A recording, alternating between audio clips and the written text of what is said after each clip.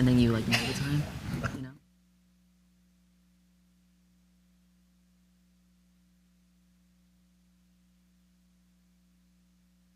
It wasn't anything too controversial. Great. Thank you. Welcome to the East Bridgewater School Committee meeting of Tuesday, March 18th. And if we have a motion to open, Motion to open? and a second, and all in favor? Aye. Oh, Thank you. where's Lynn? Oh, Lynn's up there. You wanted to not be between us and the flag. Good idea. Okay, Pledge of Allegiance. I pledge allegiance to the flag of the United States of America and to the republic for which it stands, one nation, under God, indivisible, with liberty and justice for all. I wonder what would happen if we didn't do the Pledge of Allegiance. They would burn you in effigy. Or worse. Or they'd elect me to something else. Oh, my goodness. Okay, so, I don't know if you just heard me, but we don't have a student update. Oh, we don't certainly have any public comments, since all the chairs are empty. And Ainsley is not here tonight, so we will move on to Superintendent's Corner. And Gina, if you want to give us an update. Sure. So first on there is the Gordon Mitchell School Project update, and I spoke a little bit about this at the budget hearing. So this is an accelerated repair program through MSBA. It's for roof replacement as well as windows. So we were assigned through accelerated projects with MSBA. You don't interview for your OPM and your design architect, you're assigned who your owner's project manager is and your design architect. So Greener U is our OPM firm, and Dietz and Company is our architect design. So we've met with both firms and we have signed contracts.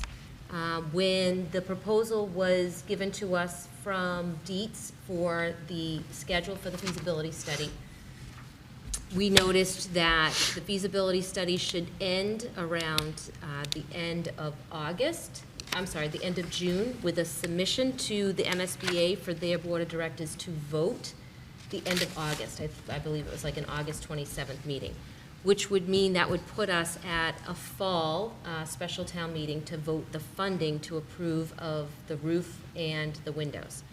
The concern is we have a school building project going on with Central School, which is putting us at a fall special town meeting for the approval of funding. So the concern with two projects going on simultaneously, looking for funding, especially given the financial constraints of the town, we wanted to speak to our owner's project manager about that timeline, certainly speaking to the MSBA to see how that timeline might be able to be adjusted so that we're not coming to the town at the same time. So on Monday, yesterday, feels like a long time ago, Mr. Kiley and I had a conversation with our OPM for Greener U, spoke to him about our concerns. Certainly, we feel it's not only a concern for the district, it's a concern for all the firms involved, because if a project's not successful, then certainly they lose out on that funding opportunity. And also MSBA has partnered with us on both of these, so they obviously want to see both projects being successful. So our project manager is in the process of reaching out to the MSBA, talking to them about just stretching out the timeline. Certainly, we don't want the work, the feasibility study to expire and us have to start the process all over again. So we want to stay within those timeframes so that we can extend the length of the feasibility study, get us to more of a December Board of Directors vote for the MSBA. So then we're looking at late winter or early spring. The project is that significant that the work would have to be done over a summer. So we'd be looking at, nothing was planned for this summer coming, but we would just push it out an additional summer for that to happen. And we just think it's more financially responsible for the town for us to do it that way, and it increases our likeliness of both projects being successful. When would it expire? What's the So deadline? that's what they're checking with MSBA on. Oh. We believe it's a 120-day window, so that would give us enough time to be able to spread this timeline out.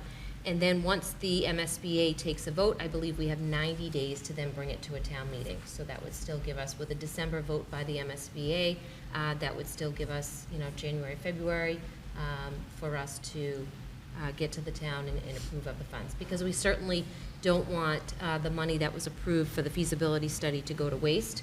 I should also mention that the contract came in a little bit higher than what was approved at town meeting. I believe it was $120,000 that was approved at town meeting.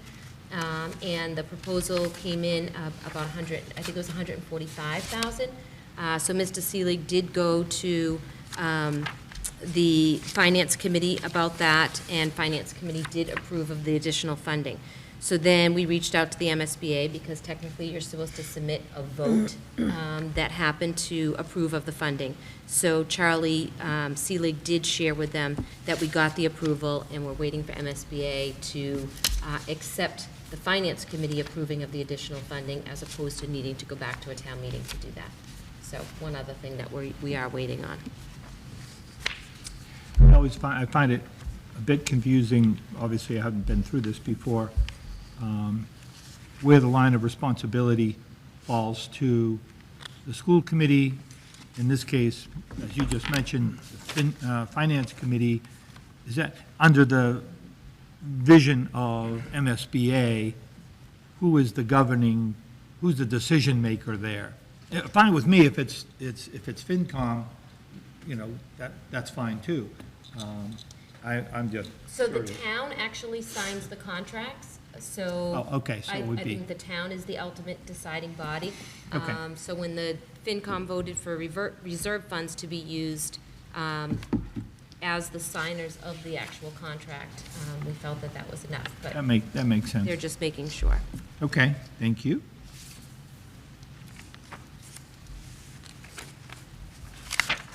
You want to give us an update on, did you go to the superintendent legislative breakfast? I did. I attended the legislative breakfast last week, very well attended.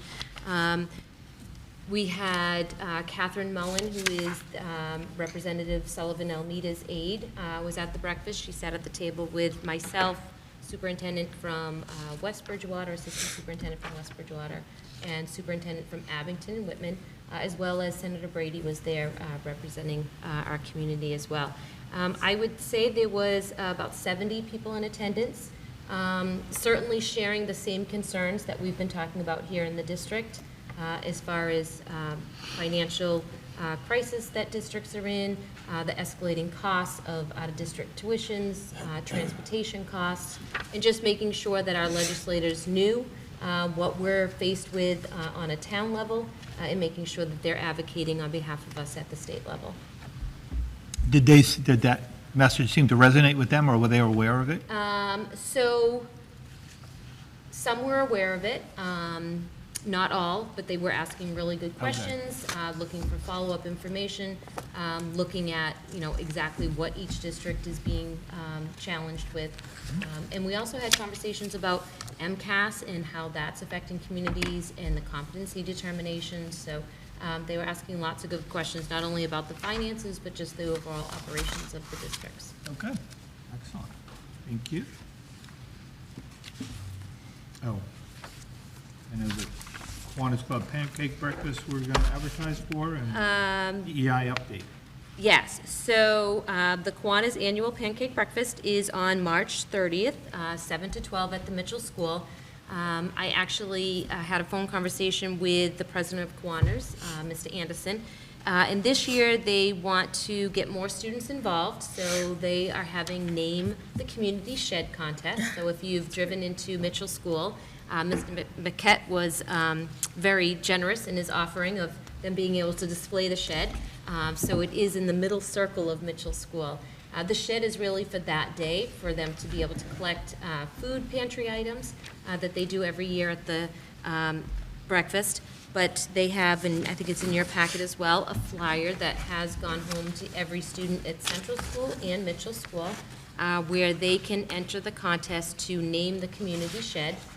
And if they come to the breakfast with their entry form, they get a free breakfast with it. So sort of a fun way for them to get the students involved. And the community shed will be at all the events that the Kiwanis attend over the course of the year. At the selling of the trees, any events that they do in the community. So somebody's entry will be graced on the outside of the shed. Thank you. And then just an update, I did have a phone conversation with Arturo Forrest from North River Collaborative. The gentleman that Superintendent Legault had met with earlier in the school year. He had come in and spoke with myself, members of the curriculum department. Mr. Phelan, did you also meet with Arturo? Mr. Shea, all the building principals. So when I had a phone conversation with him last week, I was really just trying to get a better understanding of the scope of the work and whether there was a contract. He said all of that was still being worked out, so he was looking for a little bit of a tighter lens on what it was that we were looking to get out of the audit. So I had shared with him our strategic plan, our vision of a graduate, specifically knowing that we are coming to the end of our strategic plan, and as we move forward, making sure the vision of the graduate is the center focus for us. Also talked a little bit about stakeholders, making sure that there's opportunities for conversations with staff members, with students, with family members. So he is working on right now a proposal for that to send me with a draft contract, so that you'll be able to see the scope of the work, really the deliverables that we should be expecting at the end of that, and the cost associated with that. So as soon as I get that back from him, I'll share it with the committee. Great, thank you.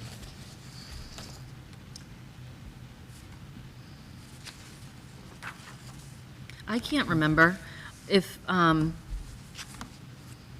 once we see the proposal, would we then be voting on moving forward with if we are going to continue this, right? Or is this, we haven't already fully kind of agreed on a price, have we? Or am I not We remembering did, something? we talked, I think the budget subcommittee talked with Superintendent Legault about I think there was, we'll have to look back at the minutes, but I think it was like $8,000. Oh, okay, Yeah. okay, Right. But nothing over that. okay. He also asked about the timeline. When we spoke last week, he was initially under the impression that something needed to be completed by the end of this month. Right. So I've kind of released him of that stress and told him we're not looking for something to be completed by next week. So I had told him, I mean, certainly it'll be up to the committee, but given the time of year, I think, you know, if we want something substantial being done, we're going to need to go into next year in order for us to have something that we feel is significant for us to work with and make some change. But That makes sense. he'll put that time frame in there as well. Okay, thank you. Can I give one more plug? Sure. So it's the 10th anniversary of the Little Vikings, so the Summer Institute, the books, Mrs. Verasso did a wonderful job, the director of Little Vikings Summer Institute. But I just wanted to give a plug that the brochures are coming out if they have not come home yet. But the offerings just, they keep getting more broad every year, and lots of wonderful opportunities for our students, K to 6, so 10 years. Nice. Yep. When does enrollment start for that? That's a really good question. I'm not sure if they've gone out yet. No, you haven't seen them come home yet. But when they come Coming out, it feels fast. Things It's- fill up And it's quick. soon, and it fills really quickly. And she'll do a good job of providing updates, letting families Yeah. know when things have closed. She does an awesome job. I think she has a Facebook page where she also, Instagram, I know that. yeah, she does an awesome Page. job of keeping everything updated. I joke with her, I tell her the first year that we had done it, I started it and remember being on my living room floor and like sorting out. She's come a long way since year one. I think we had maybe 10 offerings. Great, that's great program. I can't believe it's already been 10 years. I know. Wow. Okay, anything else? That's all I have. No, okay. So reports and discussions, the FY '26 school budget. Tonight, we should certify a number. Technically, I think we have a few more days before we're at that 45-day threshold, and we have to certify. And the number that's in your packet is 28,390, which 28,390,000, and it's about a $1.5 million over prior year, which is not great news, but it's the reality that we're dealing with. And even this number includes, as you all know, projected adjustment numbers in our staff and all that to meet these kind of numbers. And we're still in negotiations with the teachers union, so there's still a lot of question marks. My contention, unless others on the budget subcommittee feel otherwise, I would have us certify this number and continue to work with the town. From my point of view, the town has been involved in this right along,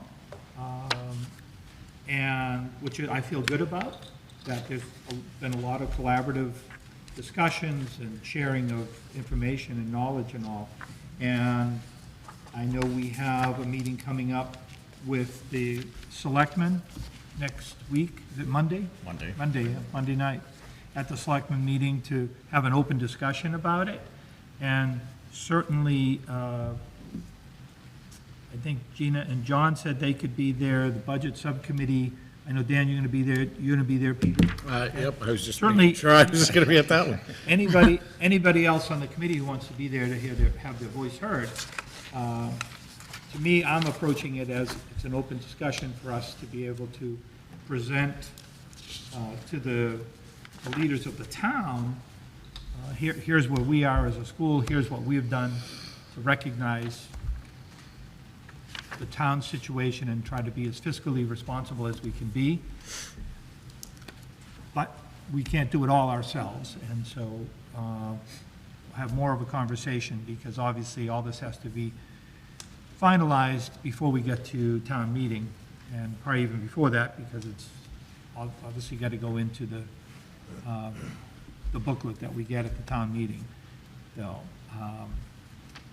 I would take well, let's just Are we make going to sure. save that for action items? Action items, yes. I just want to make sure, I believe It is. Okay, it's on there. Yep. Okay. I don't know, anybody else? Peter or Dan, you want to add anything to that? No, I just think it's been a very collaborative approach. I want to thank Dave Walsh from the Finance Committee for all the time that he spent with us trying to get through this process. I think the number we certified tonight will hopefully get reduced, and we'll do everything that we can to meet the financial needs of the town. All right? I'd second the hard work put in by Mr. Shea. I'd like to Yes. thank him for all of the hard work there. It's been an interesting kind of time on budget subcommittee. I think Dave Walsh has been fantastic advocate in kind of helping us navigate and provide certain suggestions with how to deal with some of our challenges and so forth. There's no doubt about it. This is an incredibly challenging year from a budgetary standpoint. I'm very proud of everybody's work and working together to try to do everything we can, the best we can. Yeah, thank you. I've been on the budget subcommittee over a long period of time, on and off. And particularly this year, I just think the perspective and the attitude that people have brought to the table has been a positive one and a collaborative one. Not that we don't have problems and challenges, that's a given, but I think it makes a huge difference. The people who sit at the table, are we looking for solutions, or are we looking to push it away? It's somebody else's problem. And as Dan had said, the word that comes to mind for me is collaborative, and certainly in a positive way. Okay, we know this is a big challenge in what we have in front of us, but I think working with Gina and everybody on that team, it's just been great, and they had to do a lot of work to figure out what we can do and what's the right thing to do. And Peter put on the table right away is that, hey, we don't want to jeopardize the education of our children. And anything we can do to cut costs but not impact the education of our children is definitely what we want to do, and I certainly concur. Can I ask don't 2 know. questions? Yes, go I don't want to ahead. go over the time of it. Of the 28,390,177, what portion is the town's? Roughly, well, we don't have chapter 70 yet, that's roughly chapter 70 is about half of that, so the town would be the other half. And half is a bit of a stretch, I don't know, John, you have a better shot than that, it's usually somewhere in that. 13.7 rings a bell for some reason. Yeah, I don't know off the top of my head, but it's usually about half. When do you find out? I know you've said Well, this. we have the initial Chapter 70 from the Yeah. governor's budget. You still have the Senate, the Ways and Means. So hopefully soon we'll be getting an update.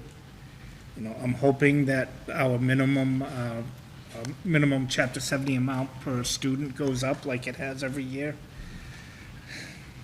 They don't make it easy for you by waiting until you have to be done with your process to give you a final number, right? I know the town administrator at a meeting today, he didn't think that they were, or he had heard that the minimum amount per student was going to be increase, so it's a little bit of bad news there. And then the other question I had was for the budget subcommittee. Obviously, I'm trusting your numbers because I know you did all hard work, but the high level that you presented, I'm assuming somebody went through the detail, Line by line? line by line? John produced line by John line. did. And I can share that with you if you like. Okay.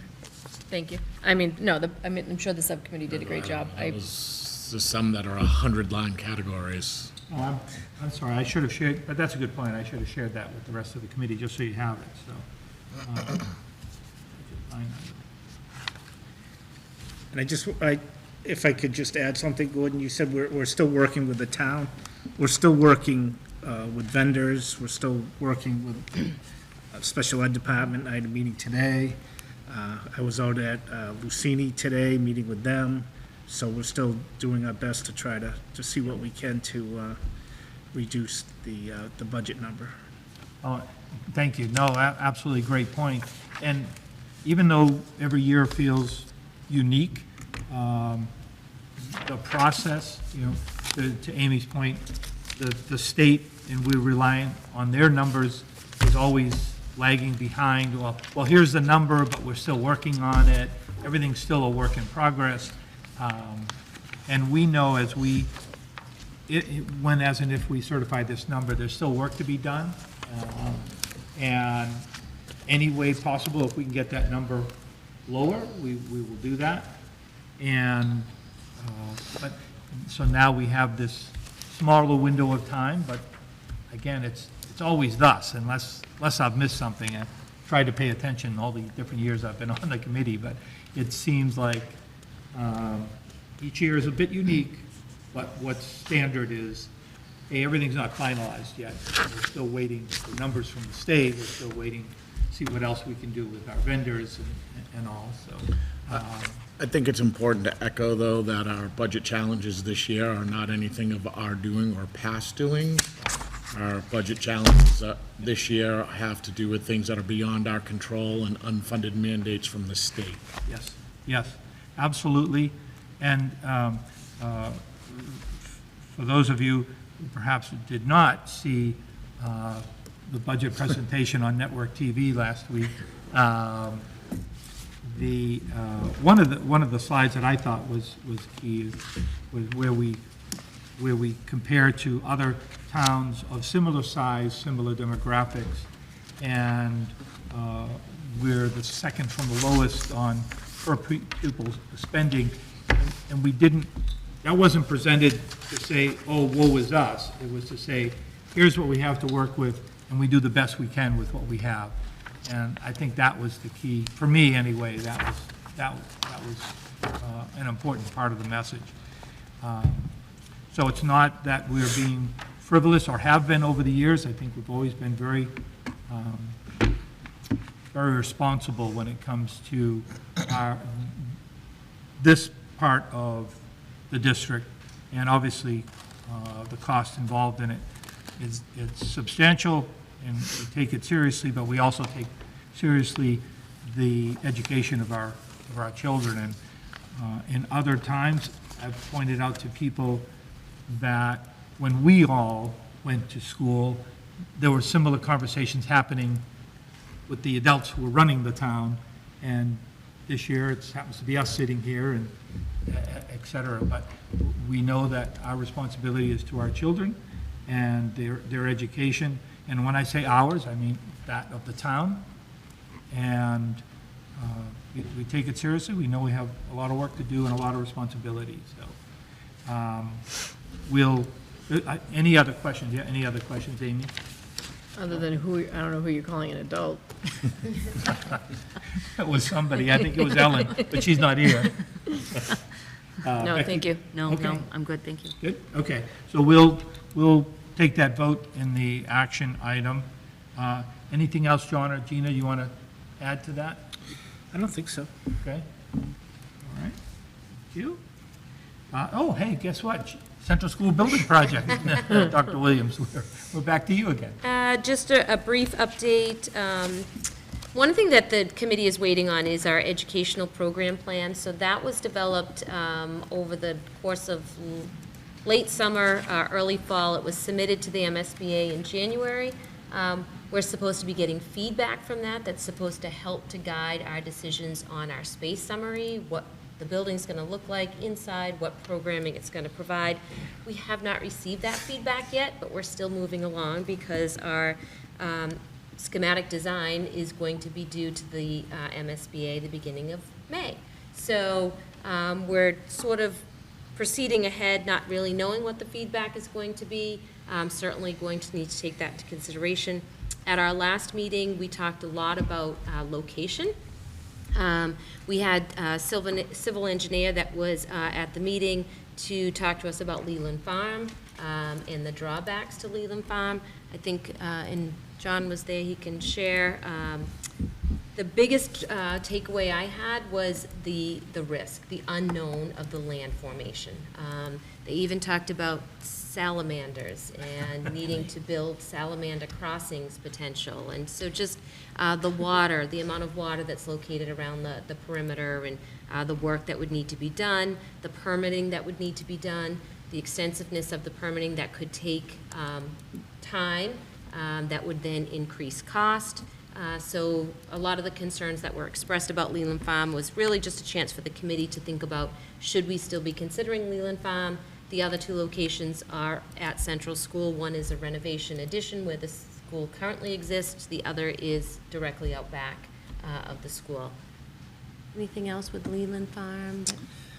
No, I think the risk was the main reason why people were kind of against that location. Yeah. And again, that location was brought up with the new high school too. And it was pretty much the same reasons why it wasn't chosen Right. then, are the same reasons why it probably won't be chosen now.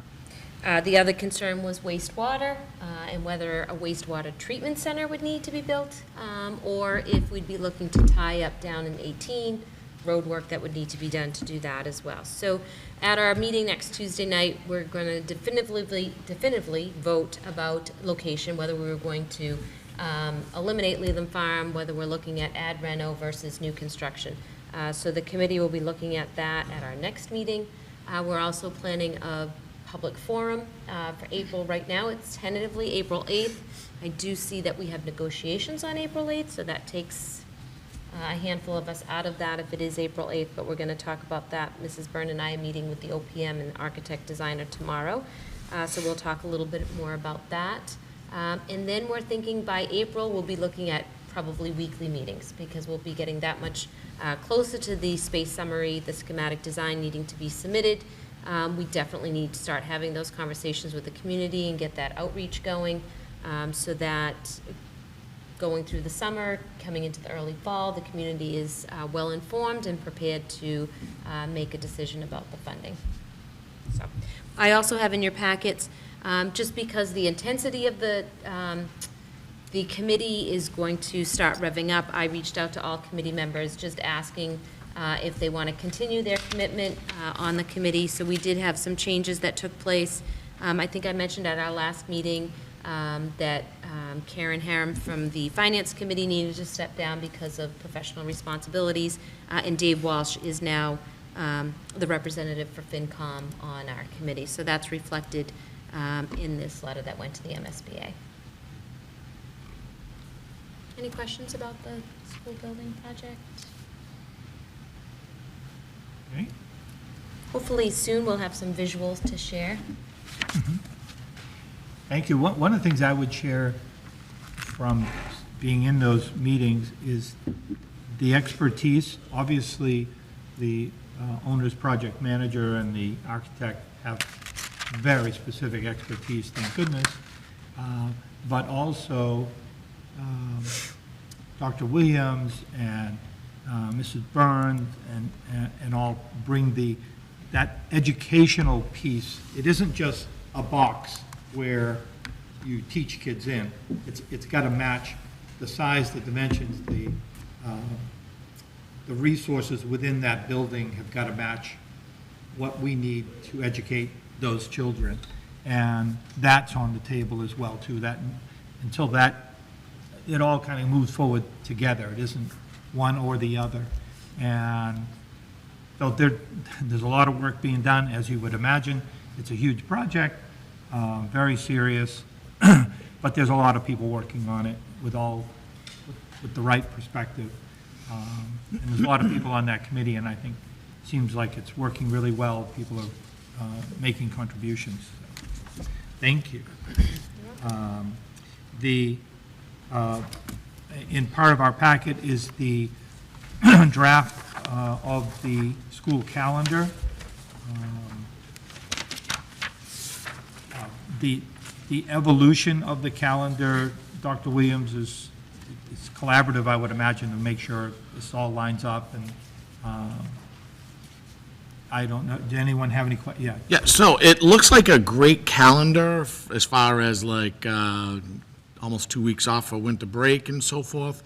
In a very quick review, and I'm guessing the numbers underneath the calendar, like the months, are the number of days that. Number of school days, yep. Yeah, can you just verify if October is right with 22 days? I wouldn't.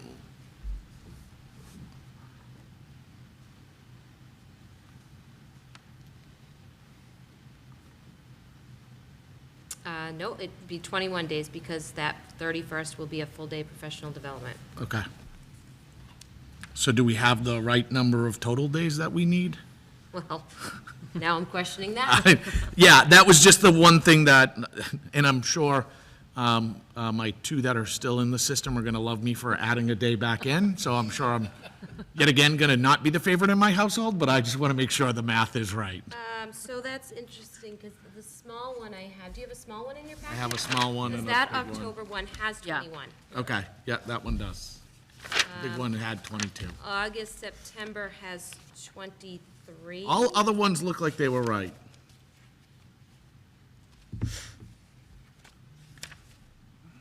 So that's weird that the big version is different than the small. Oh, this one is this one right?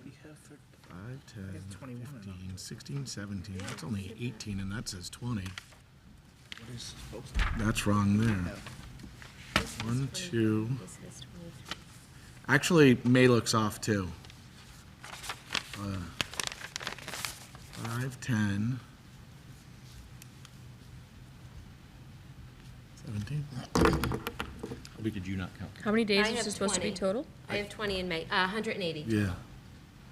No? Okay. Are you not Can't getting read a lot 20? of the, like, those are grade, which is no school days. Gray is. Green is early.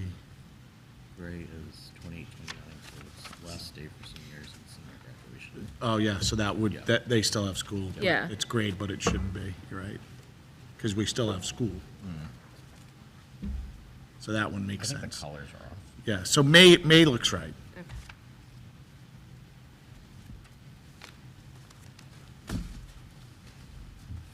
Other than that, it looks fantastic. Thanks for that kind of detail. I never went back and counted them all up. Yeah. Excellent. So the August, September on the small one is correct, 23. Okay. The large one is, so 23, 21, 17, 17, 19, 15, 22, 16, 20, and 10. Those are the numbers I have on the large one. Seriously? Oh, We'll make sure we have the right version when we print it. So just And to then whatever kind goes on the website. share with you the process. So the Professional Development Academy actually meets to draft the calendar. It's very similar from year to year. We look at conferences and where conferences fall, making sure that it's at a timeliness for the schools to be having progress reports and conversations about that. The junior, senior high school felt it was very rushed coming back from February break, and then the very next week they had conferences this year. So that got bumped out a little bit. We like to keep Central School and Mitchell School the same weeks. That came out of our study that we had done last year with families feeling that it was important to keep those 2 weeks the same, which we did. There was conversation about that full-day professional development. There is no major election being held, so we didn't need to account for a day there. The staff felt Halloween might be a good day for the students to have off, especially knowing it's a Friday. They'll have their full professional development. And the last part that became a conversation was those 2 weeks. So we had the same thing this year where there was the opportunity for the 2 weeks, and there was discussion about whether we should come back the second and third or take the full weeks. And it was split. The majority, however, felt that it's more productive learning time that time of the year as opposed to extending the calendar into June. So that's why we did the same thing for December. This year, they'll fall 2 days before the holiday that we'll have students in. Figured a good time for families to get all their shopping done while the kids are in school. So once the Professional Development Academy makes the draft, it goes to the building principals, and then it goes to the EBEA. And they come back with their thoughts, and then finally it will come, as it has tonight, to all of you. And then we'll put that out to families so that they can plan for next school year. Great, thank you. You're welcome. And speaking of the calendar, this current year, what's our last day of school projected? Did we have one snow day? No, we did not. I think it's, 13th it of is Friday the 13th, Oh, good, okay, as long as there's no snow. wow, We had an April 1st one year, so you excellent, never know. thank you. You're welcome. while we're on calendar, completely unrelated and on the spot, does anyone know when the MCAS are for the high school? I know we got for the Mitchell, I know they sent out the schedule. Is there? For this year? Yeah. I thought I saw it. Did something get sent out because, and I just didn't see it? I think I saw something on the parent square. Then I'll go look. If you saw it, I'll go I look. think, I never know whether it's Parent Square or an internal email that Okay, but it's out there somewhere. I could find it somewhere. it should be posted at this Okay. point, yes. Thank you.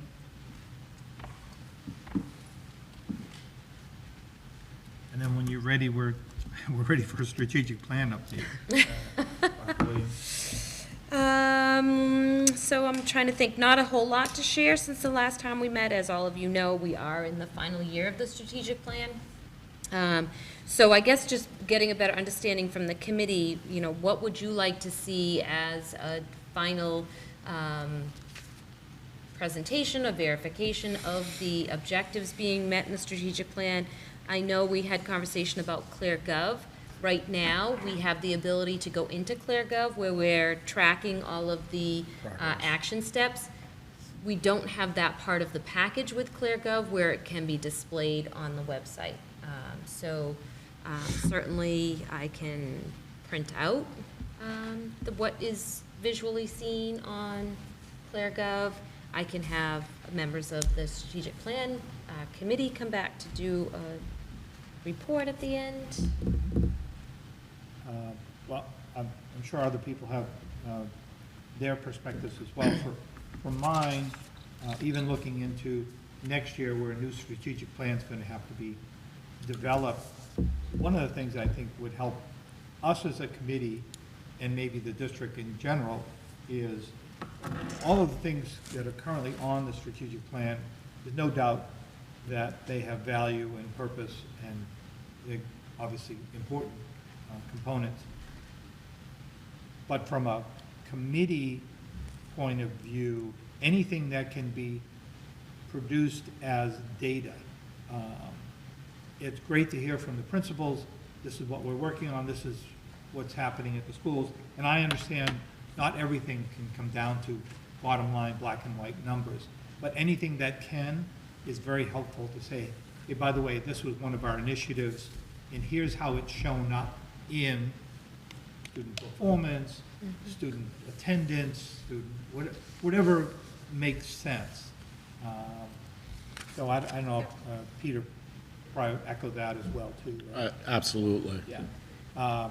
So one of the things that would be helpful for us is that when somebody's going to come present to the committee about a particular component of the strategic plan, if part of our packet, we can just get sort of their, doesn't have to be detailed notes, but just some sort of generic notes, so we're already kind of tuned into it, so that if we have some questions, it's more of a productive, great to hear, and particularly the enthusiasm of the principals.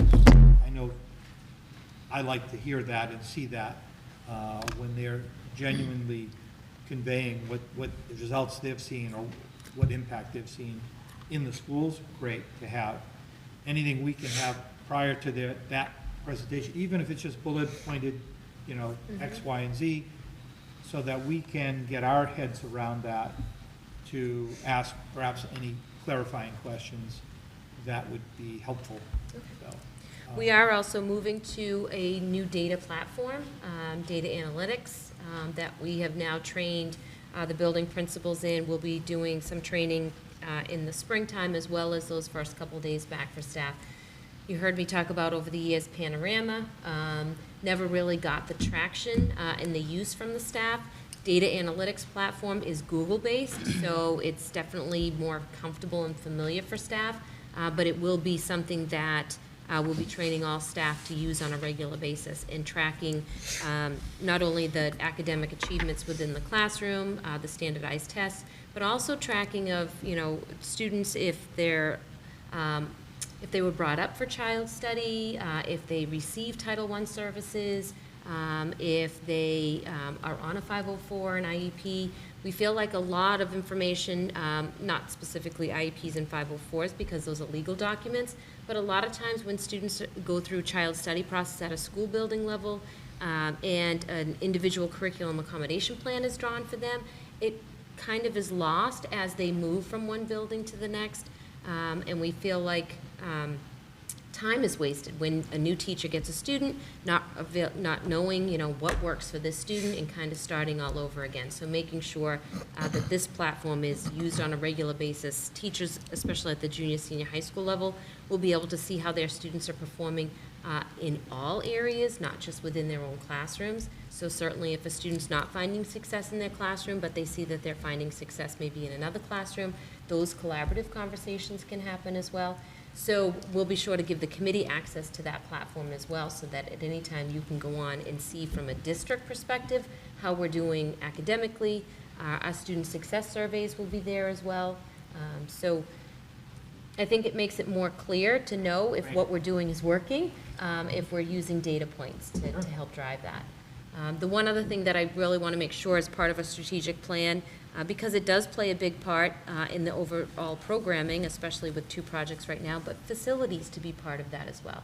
And making sure that we have plans within the buildings as to how we're making sure that we're keeping up with our buildings and making sure that they are sound for our students to access the academic learning that they need to. And they have a budgetary tag to them as well. Great, thank you. So the data analytics would be, the idea would be, that would be in place for school year 26? Yeah, 25, 26, yep. Would the adding of the facilities, would that be added in to the strategic plan, or would that be taking place of something current? So right now, the facilities are mentioned in school improvement plans, Yeah. but we haven't had anything on a district level. Gotcha. So it be part of the strategic plan, knowing it's identified in each of the In the institutional areas? plans. Yeah, okay. Yes. Do I remember right that when we talked somewhat recently, that nothing would be taken out, things would be elaborated on?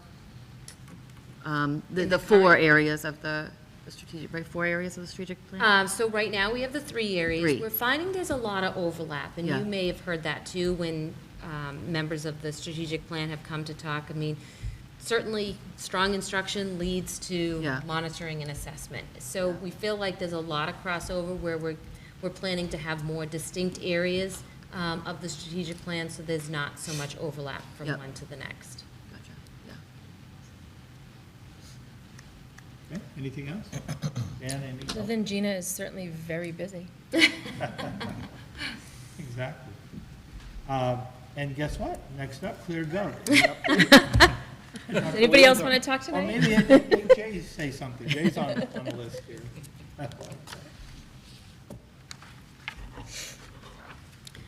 Who uses, do you use ClearGov? Maybe Mr. Shea can talk about ClearGov. The transparency finance component, Yeah, sure. I do. I'm not very familiar with ClearGov. I know there's something on our website about it, but in my day-to-day operations, I'm not using it. I don't know. Yeah, I use it for benchmarking to see how our costs compared to other districts and things like that. What were we looking for? Why, for what's an the, update? why is this brought up? It's, On the agenda. Well, It's on the agenda. it goes back. One of the presentations that you did, Jay, Yeah. was on ClearGov and where we are at different initiatives. Yeah, when we had talked about it earlier, it was just about kind of getting it up and running. Yeah. We've used it for some of the strategic plan pieces in the assessment section of it, because to go back to the data points, that's where it really shows us some of the data points. What are we working on?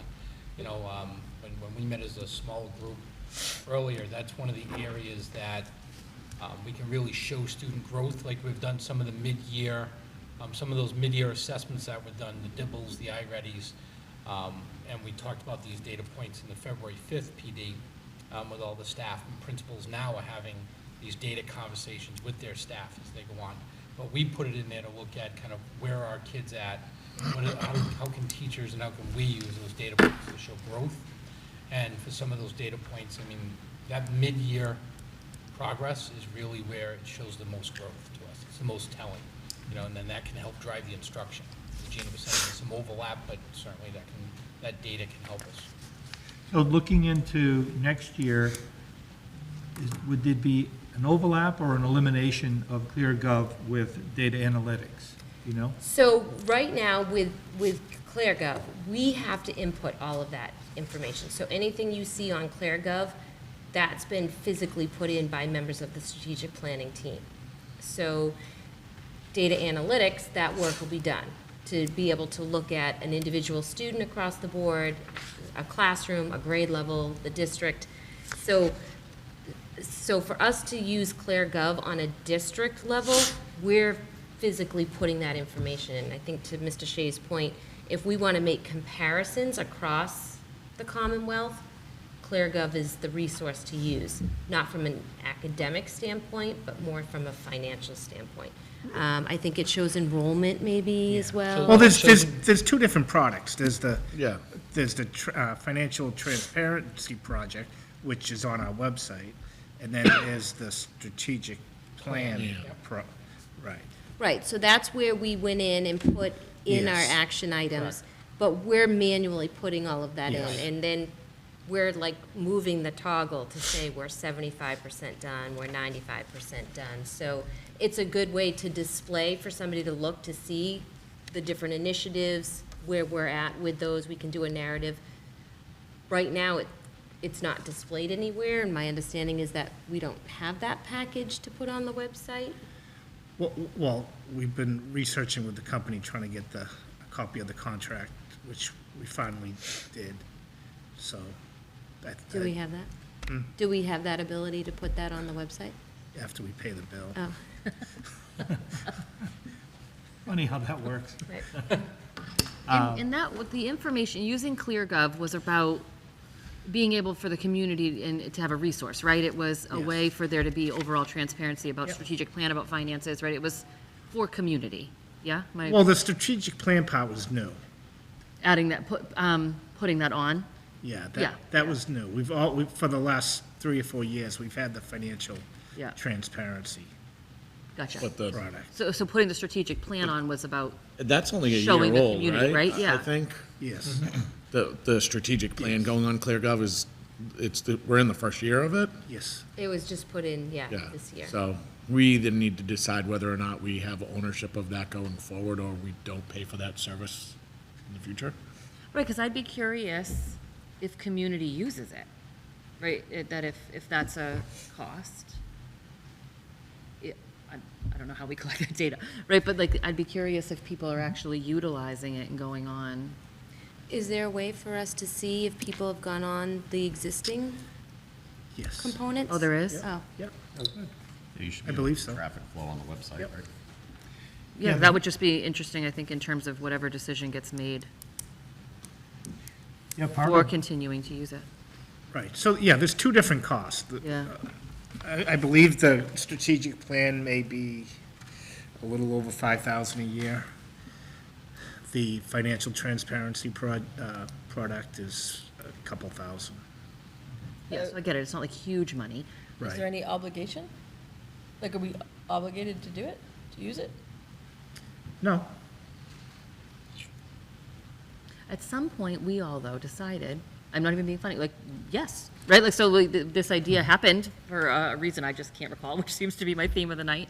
I just can't recall why. Well, I think it was during one of the years when there was an issue getting through the budget process, right? And there was a lot of questioning of school finances from town members. And I think this okay. was put into place, so there was, it's just out on the website, it's Right. transparent, Okay. if I remember from watching. Yeah, I believe you're right. It's a good product if you're looking for comparative information and things like that. well, I think work that still needs to be done. I won't be on the committee next year. Becky may still be pulling papers, I'm not sure. Enough people But approaching me. you know. the data piece, I think, is really key, because we can talk conceptually all we want, with good intention. But until we can look at something definitive, either comparative to other towns, great, within the system, hey, here's where we were, here's where we are, this was the effort that we put in to move the needle, because that helps us understand, and the public at large, understand, hey, where is our school district as far as, helping our kids, where they were compared to themselves, hey, this is their growth, where are we as a district compared to other districts that are similar? Again, comparative. I said, oh, great. So if there's a problem and we're lower than we want to do, it's evident, and we would look and say, okay, what's our plan to move that needle back up? So I think that's really an area that can help all of us if we can get there. Right.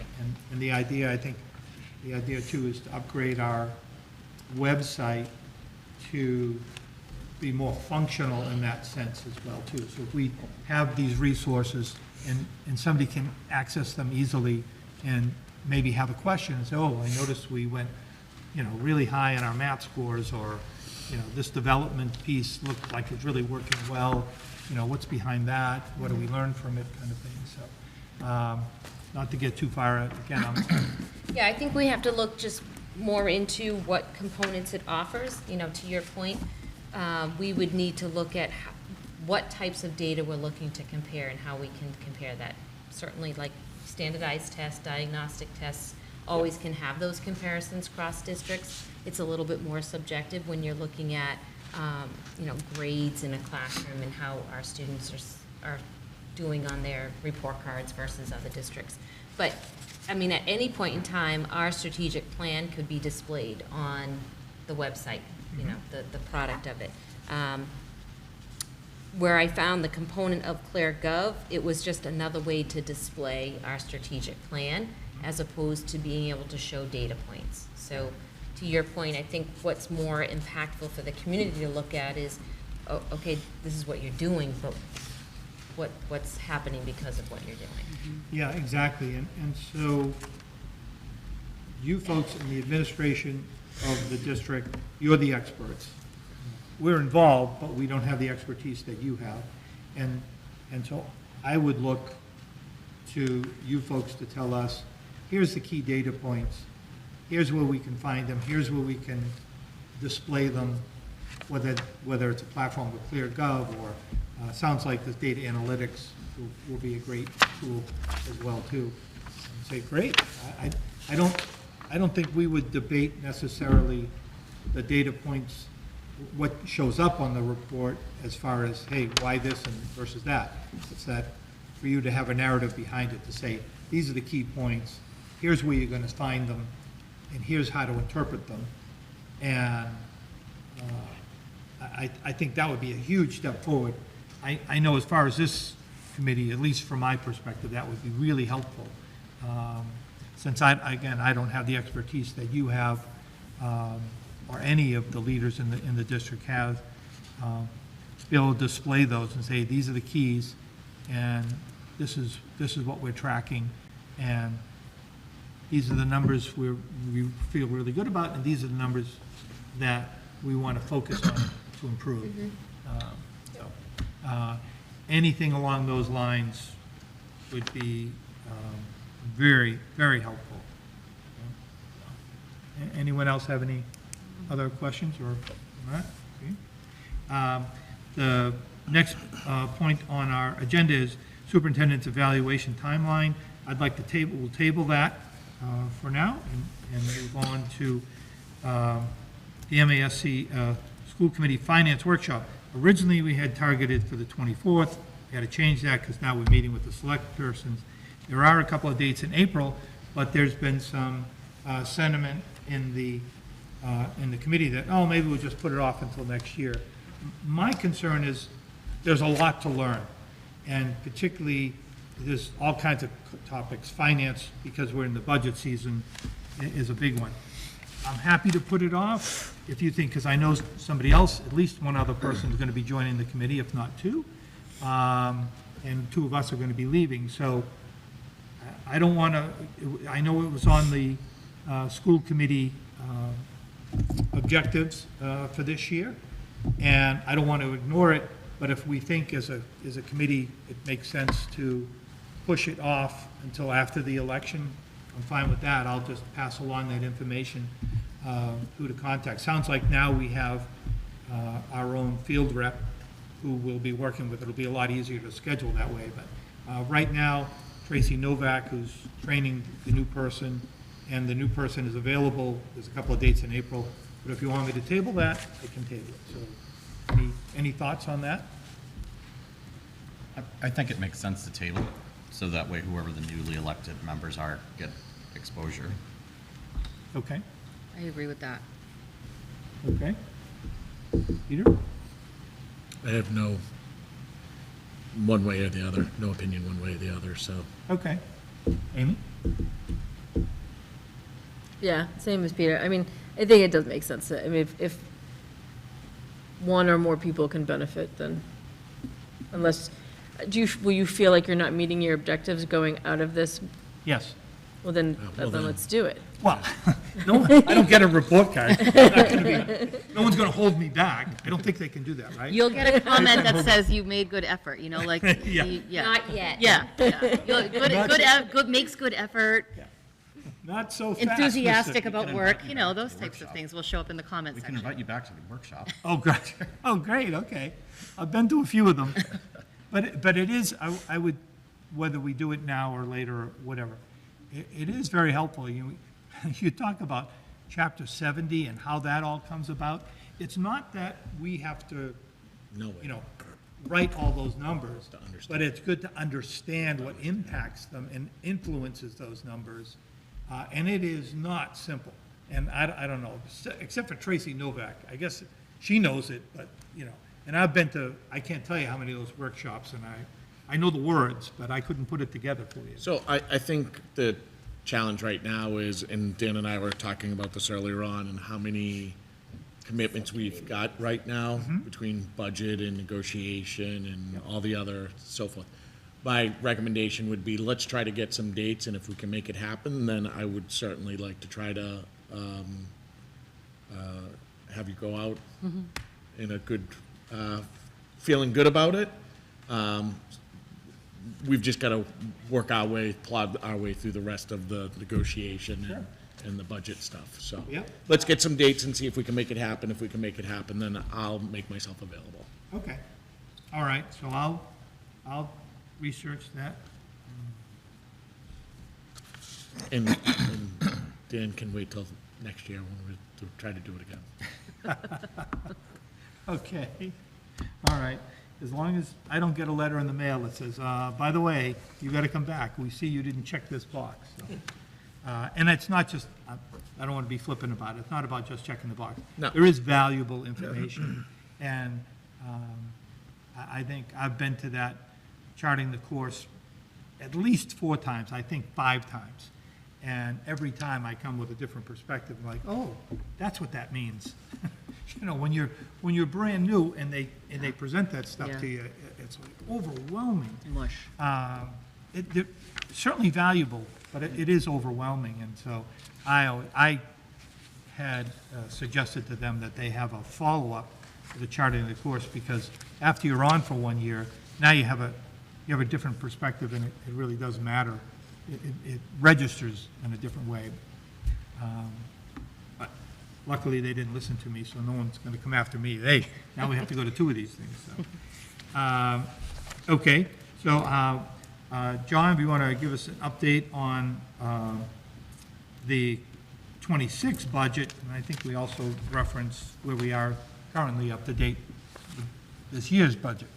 So, this year's budget, I don't have a handout, but everything's on target to what I've presented in the past, which I feel as though we will meet budget.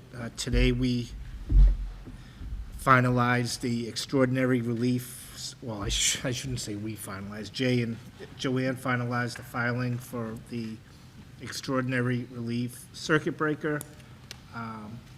That was one concern I had all year, just hoping that the filing was comparable to what I budgeted, and I think we were off by $300. Wow, great. Thank you so much, Jay. Yeah, It's a good sign. Yeah, Jay and Joanne, they do it, it's time Thank you, Joanne. consuming, it's a lot of work. And Joanne does a really good Oh, job. she does a great job. She keeps all the records. So that's a good thing, that alleviates some of my concerns in the budget. I just want to give you an update on some APA projects, which is kind of budget related, but the baseball field fence was completed. The security film for the doors and the windows at the Mitchell School, that was completed. Like the exterior doors?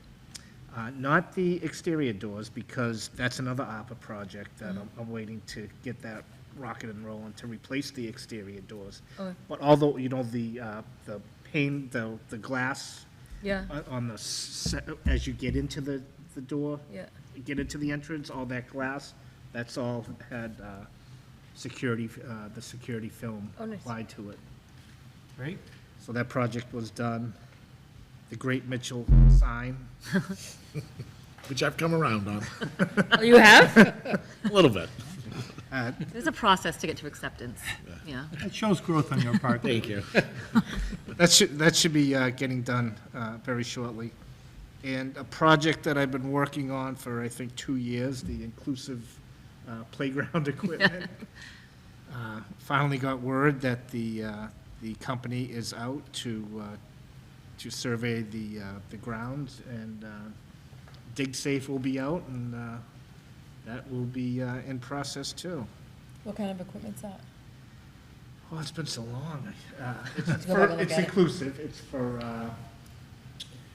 there's some. Swing sets that can have Wheelchair, So the wheelchair access. wheelchair access swing sets. Yep. Yeah, we have wheelchair mats, access. Underneath, yep. Yep. Some other equipment that, So the students who need adaptive mobility can get into the merry-go-round, see what Oh, other awesome. kids take part in the playground fully. That's great. And the, that's at the middle school, Mitchell. Central. Central. Central school. Central. But is that designed in such a way that when, as in if we do work over there? Yes. Yep. Okay. Right? The only other thing related to the budget is, I think Thursday, there's the meeting with the bond company regarding the, Yes. the pension, and the pension obligation bonds. I think that's going to be an interesting meeting, because I'd like to hear why Yes. that is not a possibility for the town. Yeah, no, that's, again, one of those things that I think it's been on our perspective as to, why that isn't the case. Great that we've been able to, or Charlie's been able to put that together so we can sit with these people and actually hear one-on-one, what's behind all what's the thought process behind that? Because on paper, it would seem like that would take some of the edge off of this crisis. But I understand the numbers are the numbers, and I'm sure they'll present them the way they see them, but, This is for why we want to hear why we can't do the bond? Is I'm understanding that right? Why, Yes. I don't recommend. Why they don't recommend it, right? Because that's come up in our Why they don't conversations before? Okay. Yep. And while I'm thinking of it, John, if you could, after sometime this week or whatever, just send out the update of the revolving accounts, because I think it's always good for us to have that. That would be great. But I'm sure, like you said, they're stable and, well, yeah, it was my mistake. I saw no. FY '26 budget update, and I wasn't thinking. no problem. We can get it email-wise, it's fine. Anything else on the 26 budget? No, just continuing to work to see what we can do. Okay. All right. Thank you. There was a suggestion made about reducing the number of people on this committee from 6 to 5. And I know 6 always seems like an awkward number. It's like, oh my God, it's going to be tie votes. I know of one tie vote in all the time I've been on. I think Ellen, who's a big proponent of staying with 6, went back 20 or 30 years. There'd never been an instance where they couldn't get something done because it was a tie vote. And technically, a tie vote, whatever's on the table fails. So if we decided to paint the schools red, and it was 3-4 and 3 against, you wouldn't paint the schools red because it didn't pass with a majority vote. From my perspective, and I know Ellen feels that there's a couple of things that we agreed on, and that is, if you go to 5, then 3 is a majority, and you can't have a subcommittee with 3 or more people. Now, there's only a couple of subcommittees that have 3 or more. But if you go to 5, then the most you can have on a subcommittee is 2. And if you have 2 and one person can't make it, you can't have the meeting. So things to keep in mind. My 2 cents worth, so to speak, is that there's a lot of work to be done. And if you reduce from 6 to 5, that means the 5 people have that much more to do. You don't have as many people to kind of spread it around. So those are some of my thoughts. I open it up to anybody else who has thoughts on the subject, going from 6 to 5. I think 6 just seems like a large representation. When, if you look at the select board's only 3 representing the town, and they get everything done. And I worry, right now, last I knew, there are 2 openings and only 1 person's pulled papers, which means there's going to be a write-in candidate likely. So someone could go get 50 votes and, I don't know. Yep. Well, just to round this out, we can't vote that it's got to be at a town meeting. Right. And it's got to get on the warrant, so it won't be on this year's, it would be on next year's town meeting, so we're like a year in advance. It's not going to happen overnight.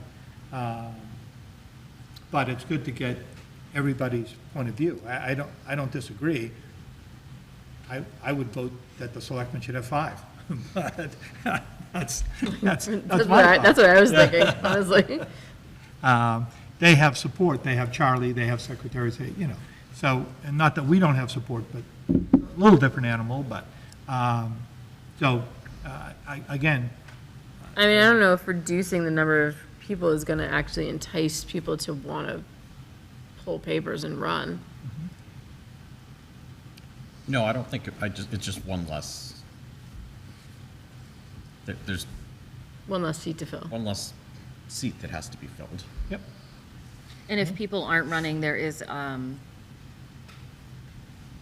don't know, like a loss of control. That sounds bad, but it leans more towards select board being able to appoint people in events of things with, the more seats open. Hopefully, this isn't a trend that is seen beyond this year. Has the deadline passed to pull papers? No, I it's think the it's- 26th. I think it's, I think it's March 26th. Until Okay. that? I think, That sounds correct. yeah, to me. yeah. So, How come we don't advertise it? Like, how come we don't say like, hey, come pull papers, like, join your school committee? it is posted somewhere that what the openings are. I can't tell you where exactly that is, so I guess that speaks to your problem. Yeah, I mean, people have to hunt to go find it, right? Somebody might have, what my thought was is somebody might have a passing thought being like, oh, that might be something I'd like to do. But then they get busy and they forget, and then, you know what I mean? Like, if information was like sent out to people, they might be more apt to. Yeah, I would add it to Parent Square, put it on the digital sign, especially the new one at the Mitchell School, and we'll be good. I agree with you that I don't really think many town positions are advertised. I did see one thing at some point in the last month or so of like, hey, here's the positions Yeah, Charlie tried to send open. something out. Yeah, it must have been an email. Probably an email to Yep. people who are That are on the some- email. already on right, some so they're form of already government, right, yeah. so they're already invested or involved, or at least went onto the town website to say, hey, I want emails about these things. I know I've had people say things to me before about like, oh, I didn't even know that was happening. I'm like, it's in 7,000 different places. Like, so I do think there's some ownership or responsibility of people to find out information if they want to be involved. But yeah, I don't think that I don't think it's like well advertised. no. I think someone typically is involved or a person of service and says, how can I be more of service? Or they're approached by someone, hey, have you considered running for school committee? I think if more people spent more energy contributing and volunteering and being part of this than the opposite, which is complaining about, whether it be nationally or locally, whatever, it'd be a much friendlier environment. So, run for school committee. Gina, can something be put out on Parent Square? Sure. That there's 2 openings and the deadline, we would just need to confirm the deadline to pull papers. We think it's the 26th, but And before we move on off of the concept of reducing the committee from 6 to 5, I'll have to check with Charlie, and maybe Dan, how does that make it onto the warrant? Who puts that on? It has to come through the selectmen, I would I imagine. think we would have to make a recommendation, And and then- then they would have to decide whether or not they would Okay. want to go forward with it. Right. All right. So, but I there's mean, we could take a straw vote tonight just to kind of get a sense, but I know Ellen's not here. I'm pretty sure she would vote against it, but I don't want to cast a vote for her, but The last I day would is feel- Friday, March 28th. 28? Yes. I would feel confident in your belief regarding Ellen. She's been quite clear. I'm just curious, if we had to vote tonight to reduce the number to 5 on the committee, who would vote in favor? I mean, this isn't binding, I'm just curious. Who would vote in favor of going from 6 to 5? I'm completely undecided. I'm on the fence too. You're on the fence? Mr. on the fence, Peter? No, I would leave it as is for now. Amy? I'm with Peter. Same. I would be the same, think, Helen. Okay, so kind of just where we are, I don't see anything, unless something changes, you know, that would be my conversation Yeah. with Charlie or Selectman or whatever. Okay, thank you. Let's see. Next up, school committee policy. Peter, you want to, I think we just have the I think we wellness. met last, couple of weeks ago, on the 10th, and we had one policy, ADF, that had some minor language, and learned a little bit, I did certainly, that we have a wellness committee, and who was in charge of the wellness committee and kind of how it was made up, and it was no surprise that Dr. Williams is the, at this point in time, the program coordinator, if I recall right, and they meet and go over the various policy things that are required in this. So this is just a minor language change, and then we didn't identify who the program coordinator was. So we're adopting the MASC version of that. So I would make a motion to waive the second reading and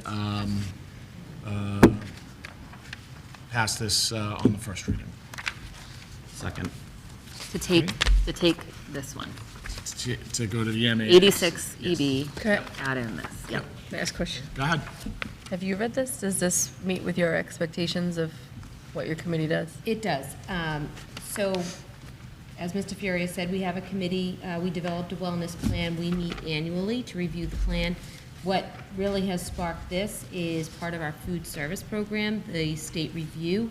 We did not have an updated policy on the website, so by having the subcommittee meet, it gives us an updated policy with the components that needed to be added, so that could be displayed and that box can be checked. Okay, thank you. And then just as a reminder, school committee policy supersedes all other building policies. And I know we've had some discussion earlier on about various policies at the different schools and then bringing them to us. At the end of the day, our policy overrides all other policies. Correct. And just along that line, Mr. Silva will be, just dated myself, will be coming with the handbook for next meeting. You'll have his handbook. I know there was conversation about a little bit more of an intense review of the junior, senior high school handbook, so we're giving you extra time with that. His will be here for the 15th, and Mr. Paquette and Mrs. Byrne will have theirs here for May 6th, so that then they could be voted, all could be voted at the, I think, May 20th meeting, so that they would then have time to get them ready for the start of the school year. And to Mr. Furia's point, they all are aware that any handbook procedures that they have, there's a school committee policy that it stems from. And then we have to kind of square that up with MGL and those types of things. So one of the guidances that we received earlier on with regards to the cell phone kind of policies, I think that's an important one. And we spent $20,000 last year on Zonda, and I'm interested in knowing how that's going and the impact that that has on, cutting down disruptions in learning and those types of things. So, With the yonder bags? what's that? Were you talking about the yonder bags? Yonder bag, sorry, yeah. I heard a really interesting thing from a student at Brockton High School. I was at a conference last Thursday. They're all on Yonder bags. They're all on yonder bags. And the conference, a topic was about adversities that kids change, and there was this whole conversation about it. And the yonder bags came up. I think I had like 5 Brockton students in my group, and they all identified that, like self-identified, they were more focused in class, their grades had improved, they were less impacted by social media the day, and fights in school had decreased because they're not accessing their phones throughout the day. So out of curiosity, I said, oh, is that a problem for anybody? Does anybody kind of feel frustrated by that? They loved it, right? In general, they feel that it's so much better. And I think as an adult, I certainly braced myself for some anxiety about what it would be like for the students, how they would kind of be frustrated or rebel against that. Of course, their short is, right? Like, not everybody might be happy with it, but it was really interesting for me to hear from that student perspective, them seeing it as a benefit. That's great. That was not your point, but I'm just No, sharing no, that. as a- It is, it goes to my point, which is, we need to support learning, and the phones are taking away from that learning. And we need to make sure that policy is what collectively we decide, so that way, from school to school, Yep.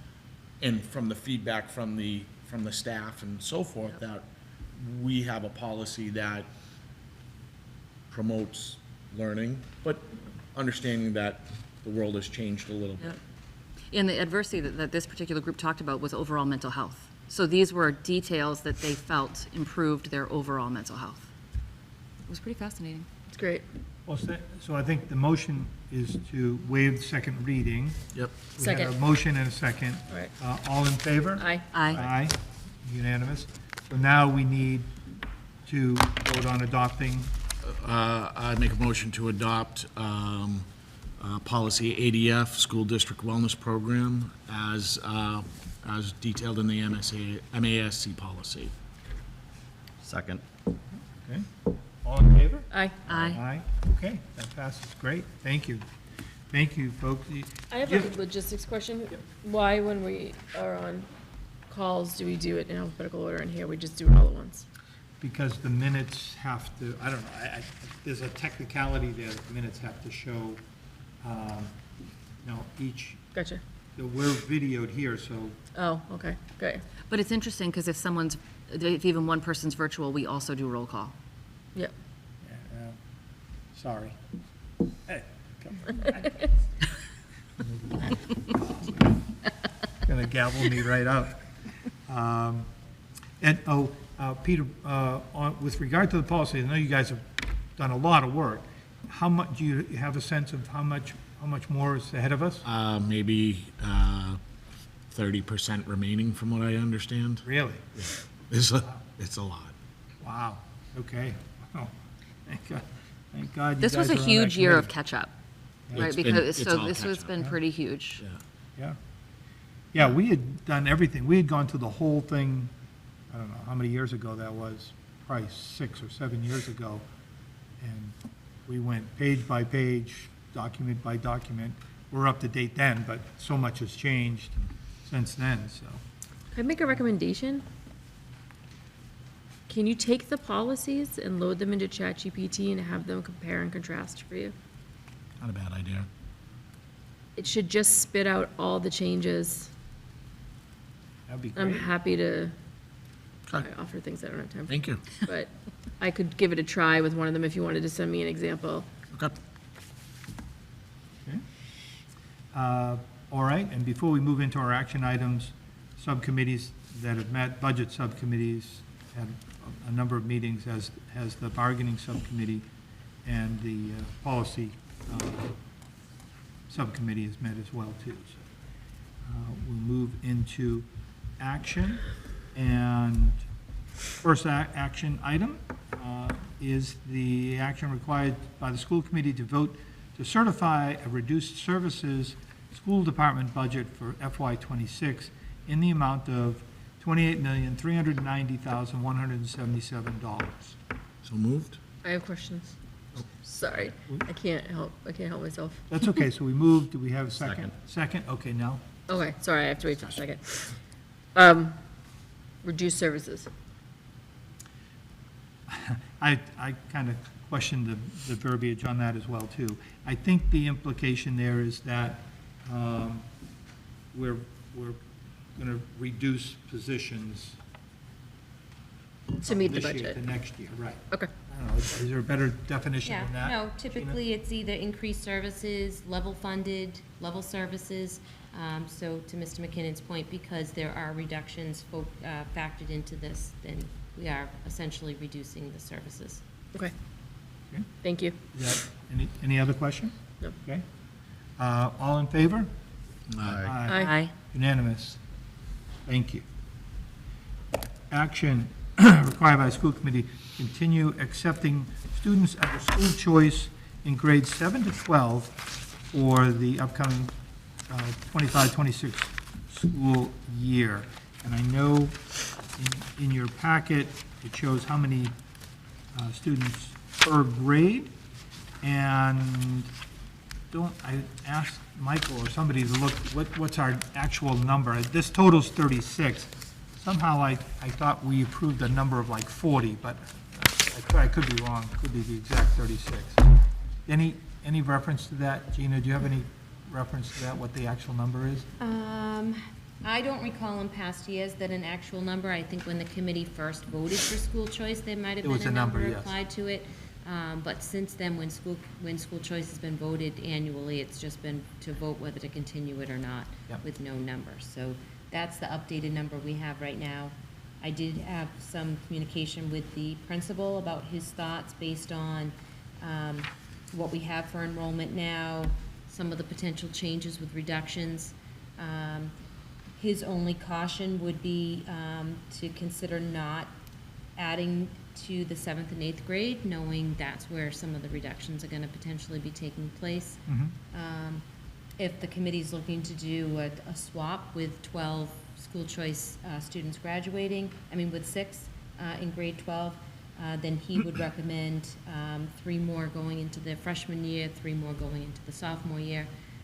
Certainly, if the committee did want to extend that, he said adding, 3 to the incoming 7th, 3 to the incoming 4th would be a minimal change to class size, knowing it's 3 students across the whole grade level. Okay. So my interpretation of what's on the table is, do we continue with school choice? That would be our vote. And I would add to that, the footnote that 36 is our number now. We'll research what that actual number is, but the idea is, do we want to continue with school choice, assuming the number is controlled? And my understanding, and again, correct me if I'm wrong, Dr. Williams, is that, let's say the number was 40. We can't go over 40, but we could be under 40. We're not committed to 40. So right now, 36 is what we have. I would say, at the very least, we would be 36, or not the very least. 36 would be our target. We'll look up in the records as to what that actual number was, and when we initially voted it into our system. But we can take a vote on whether we're going to continue with school choice of that. So I just want clarification. School choice is for only grades 7 through 12. Yes. Okay. We receive funds from other districts. If you do simple math, and I think it's $5,000 is that the tuition reimbursement, John? We receive $5,000 unless there's Special education and services there's, involved, right? and then we're doing, because there's opportunity for, like, if there's transportation for special ed, from what I've read here, we can go to the sending district to make sure they're covering the cost of those Yes. things. Yes. So whereas transportation is one of those things that I think is really challenging for us right now, I just want to make sure we're doing everything we can to recoup any costs if we're bringing in any school choice students that would require those types of things.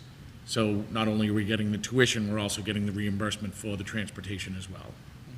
Do we have the data on students going out? Oh, Linda, I have a question, but I can wait until you. oh, okay. There is data on the students going out. It's on the state website, but Okay. I could share that with you also. I could also look it up. It would be good to know, though, how many in and how many out, and then the funds. And then, from what I'm understanding from what Gina is saying with regards to kind of the reduction and then the affected kind of grade levels and so forth, my request would be, and there's a wide range of what we, as a school committee, are allowed to do with school choice funds. I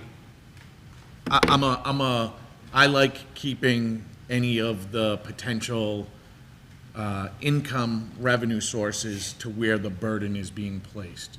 So I would just want us to be mindful of, if we're doing school choice and we allow students to come into the junior, senior high school, that those funds don't work their way back to other schools in the district. Because the burden is here, and I wouldn't want the rewards to go elsewhere. Good point. Yeah, and I believe in the past, anytime I've planned on using school choice funds, I brought it up for discussion. Yep. Say that again? Yeah, I brought it to the school committee for when discussion. we go to use those Yeah. funds. Okay. Yeah, We have to approve it. Yeah. How much is in the school funds? school choice, School choice, 736,000. Yeah. and what are we doing with those funds? Well, for the last couple of years, what we've received in school choice, we've used to pay for two positions. The IT tech and the RTI director. What director? The coach, the instructional RTI coach here Oh. at the junior, senior high school. So it hasn't increased in 3 or 4 years, but, so it stayed steady at about 730,000. But what has come in over the last couple of years has gone out.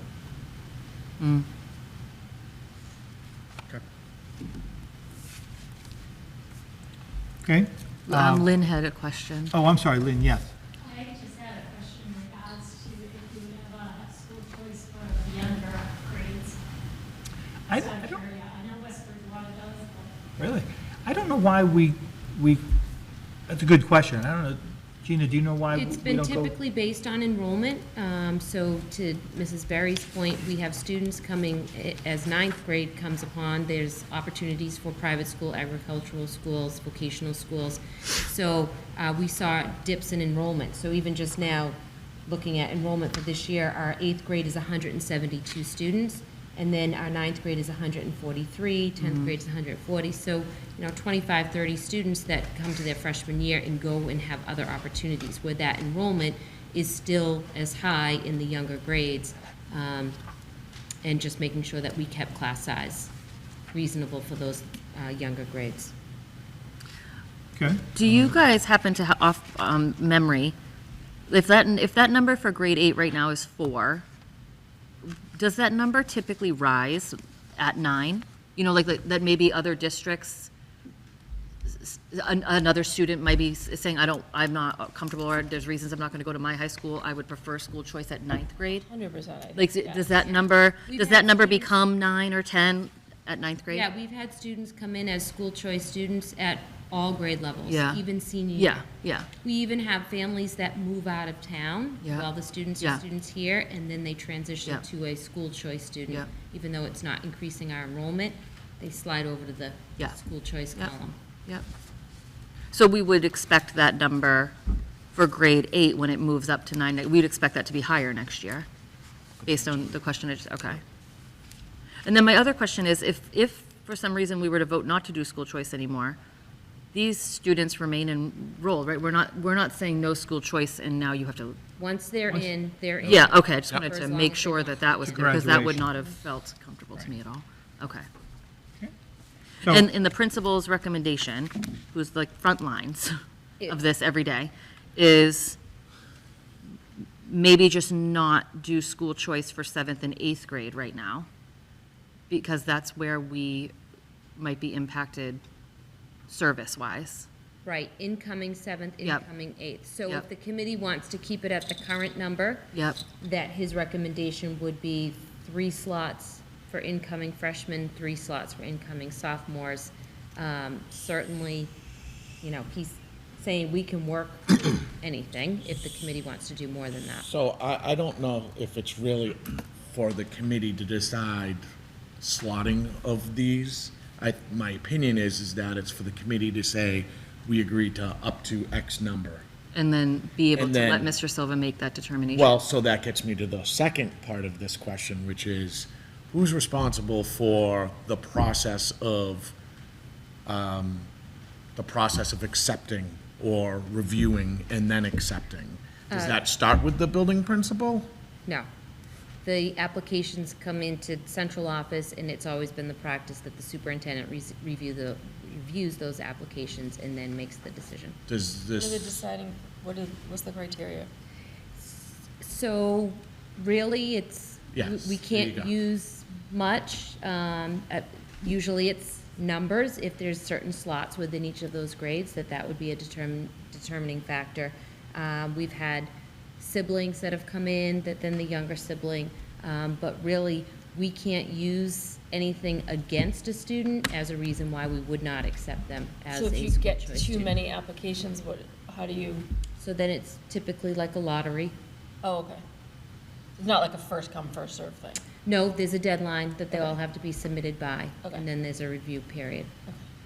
yeah, so I would like to make a motion, and I don't know how I'm gonna, not very wordy of an individual.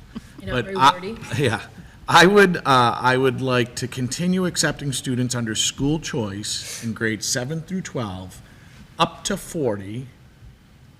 And I would like the review process to be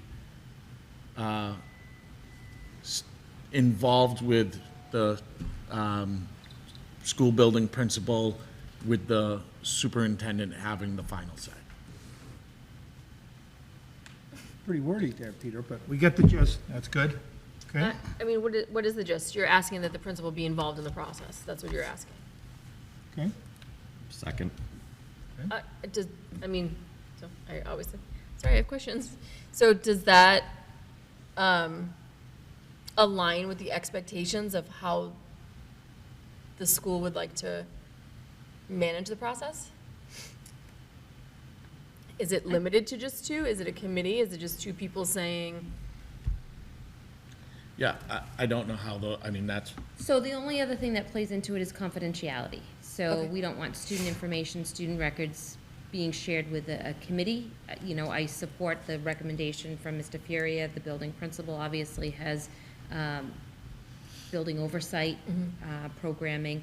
So I think, you know, to have the review process go through the building principal, making recommendations to the superintendent, and the superintendent have that final approval, I think makes sense. Any other questions? I mean, I think it makes sense as long as there is a documented process that says, we have X slots, it is based on our existing enrollment, we determine where we fill those slots, and if we have too many applicants, there will be a lottery. I don't know, is there a documented process? Should there be something? I will check. Okay. And But- just because we can take 40 doesn't mean that we are obligated to take 40. Okay. But the obligation we do face, as Dr. Williams pointed out, is that once we accept somebody in, Yeah. we're committed for them to go all the way to graduation. They may choose not to, they may choose to go somewhere else, but our commitment is we're gonna take care of them all the way to graduation. Yep. Lynn, do you have Peter's, did you get all the verbiage for Peter? I believe so, yes. I actually go when I listen to the recording. Oh, okay, all right, After, okay. I mean, can I don't miss anything. I just add, is there a reason why this needs to be voted on tonight? I'm wondering if it makes sense to actually follow through with the process and say, is there a documented process? Obviously, we support Mr. Silva and whatever the process will finally be, like, they should make the decisions, yes, but there should be a process. And we should Well, confirm that there is a process before we vote on it. Okay. Well, I That would be believe my there is a thought. process, but my concern is that if we hesitate on this, people start looking for school choice positions. I don't want to slow that process down. My suggestion would be, we vote that we're going to accept school choice, and that at our next meeting, we'll have all the details behind it. How many, what's the cap, how the process works, so. Right, because applications, we would need to have a window of time where applications are open. Right. Usually it is 8 to 10 weeks, and then the process would begin. Once the application deadline has closed, then we'd be looking at those. And usually we try to finish the process by early June. In the event that a student isn't accepted for school choice, they have other opportunities that they can pursue before the summer comes. So I think there's enough time for us to discuss the process at the April meeting, even if, as long as the committee has agreed to vote school choice, that the applications can be available and people can start to fill out those applications and have time to discuss a process and put a process in place before any are reviewed. Okay. You okay with that? Yeah. Okay. 100%. All right, so I think we got a motion, a second, so we'll take a vote. All in favor? Aye. Thank you, Gina. You're welcome. Thank you. Actions required to approve the request of Mr. Chris Buckley, East Bridgewater Veteran Service Officer, to assist in handing out diplomas to EBHS graduates entering armed forces or military school upon graduation at the class of 2025 graduation ceremony. So moved. Right? Moved and seconded. Aye. All in favor? Aye. Eyeing on that, okay. Is this new? I think this is a fantastic idea. It is.